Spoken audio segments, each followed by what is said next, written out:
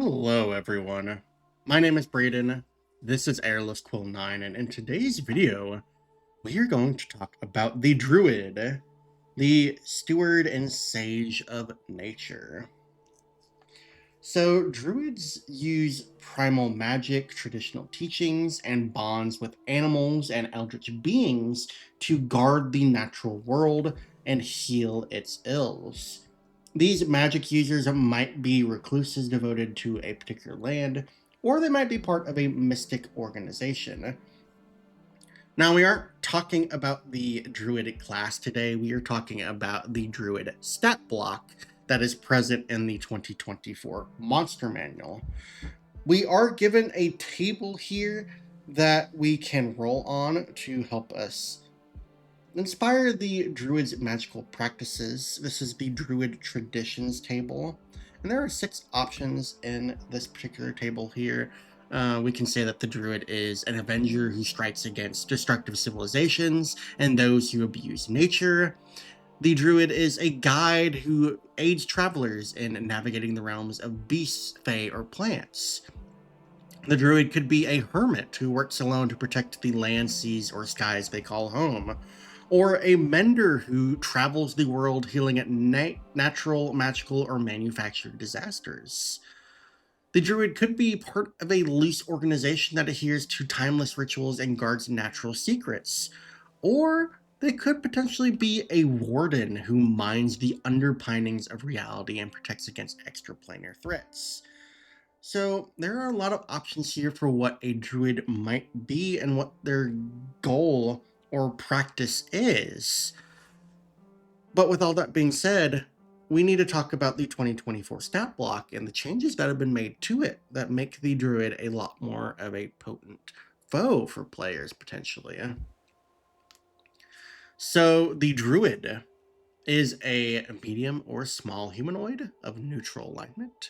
They have an armor class of 13, an initiative of +1, 44 hit points, a speed of 30 feet.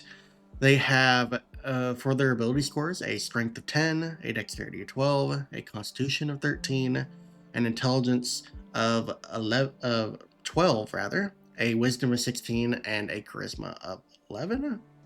For their skills, they have medicine at +5, nature at +3, perception at +5. For their gear, they have studded leather armor, which is giving them their current AC.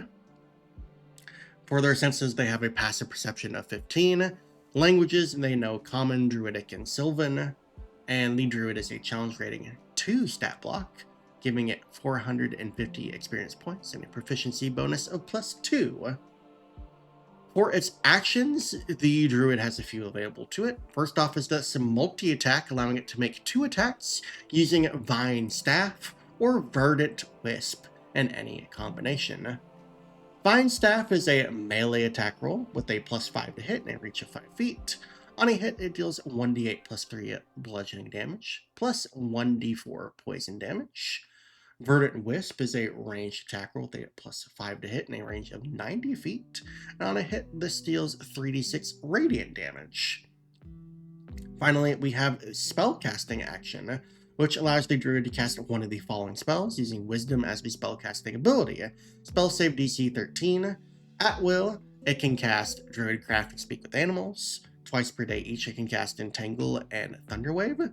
And then once per day each, it can cast Animal Messenger, Longstrider, and Moonbeam. So, with all this being said, we are going to talk about the changes to 2014, but I do want to talk about real quickly is some of the inspirations behind the changes to this stat block. It is pretty obvious to me that the Vine Staff is very similar to the Shillelagh cantrip, which all druids, or most druids, use because it does increase the damage of a staff or a club or any wooden implement to a d8 damage. And the Vine Staff itself does scale off of the Druid's Wisdom modifier, so that doesn't seem like too far of a stretch here. So that is why the Vine Staff is present here. So it is modeled after Shillelagh quite a bit. And then Verdant Wisp, I believe, is very closely related to the new Starry Wisp cantrip, not only because of the similar name, but because of the fact that it also deals radiant damage as well. Now, with those two facts being stated, let's go ahead and talk about the changes to the Druid stat block. Now, there are quite a few to mention here. First off, the 2014 Druid used to have an armor class of 11, but it did have the ability to cast a Bart skin, which would give it a armor class of 16 in 2014. Those have been removed, and now the Druid has an armor class of 13, and this is mostly due to not only its dexterity modifier, but also the fact that it now has, or it is now rather, wearing studded leather armor, which we can see in the gear section of the stat block. In addition to that, the Druid has seen a massive improvement in hit points. It used to have 5 hit dice and now has 8 hit dice, so it's seen a hit point increase from 27 to 44. Now, that's a pretty decent amount of hit points, and yeah, that's going to really increase the survivability of the Druid in this case. We can also see here in the stat block that the Wisdom modifier has increased a tiny bit. It used to be 15, it is now 16, which has increased the modifier and saving throw bonus, as well as the attack rolls for this stat block, since those scale off of the Wisdom modifier.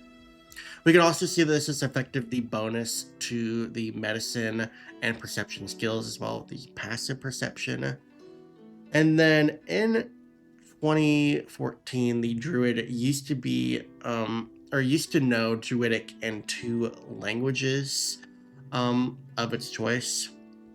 These have now been swapped out, and now the Druid now just knows Common, Druidic, and Sylvan, which less things to worry about, but I would have liked it to say like Common, Druidic, and one other language of your choice maybe.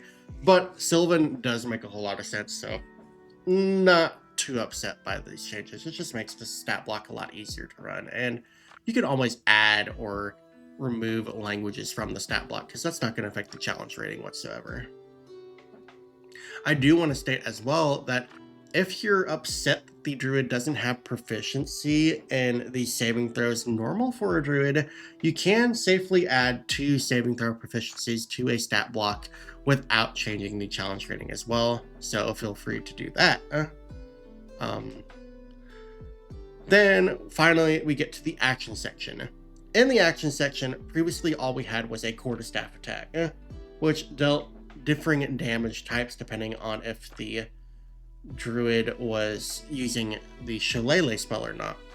And the Druid used to have a trait called spellcasting that gave it spell slots to cast a certain number of spells. So this has now been moved into the action section, and there's no longer spell slots attached to the stat block. Rather, we now have usages per day of certain spells. Now, this has made the Druid lose some spells that it previously had. These come in Shillelagh, Produce Flame, and the Bark Skin spells. So those are no longer present. However, the Druid has gained the spell Moonbeam, which is quite nice here. I do like the addition of Moonbeam because it is quite flavorful for a Druid. And as we can see, the quarterstaff attack has been completely removed and replaced with now a melee option and a ranged option. So this is going to increase the potential of the Druid both in melee and ranged combat. So quite happy to see options available in the stat block now. So yeah, that's quite nice. And honestly, the Druid is dealing a lot more average damage than it previously did, because in 2014, you could potentially cast Thunderwave, I guess, as a 2nd level spell, which would deal 48 damage. Now, we don't really need to worry about doing that. We have the option still to cast Thunderwave if we need to get creatures pushed away from us. So we have that potential in the stat block still, but we do have some additional options here. We have Moonbeam now for some damage options. We can still cast nice spells like Entangle or Long Strider, which will increase our movement speed. Speak with Animals is just pure flavor. Saz is Druid Craft. We now have, or we still have Animal Messenger, which is nice and flavorful. But with the option of this multi-attack, on average, the Druid is now dealing 20 to or 18 to 20 damage per turn, depending on how it's doing that. It could potentially deal more or less depending on how you roll.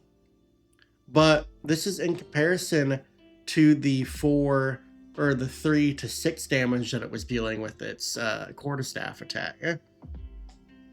So the average damage potential of the Druid has increased significantly if you look at it that way. So this is a much better designed stat block in that sense. And yeah, it's just looking a lot nicer and it has a lot of the druidic flavor in here.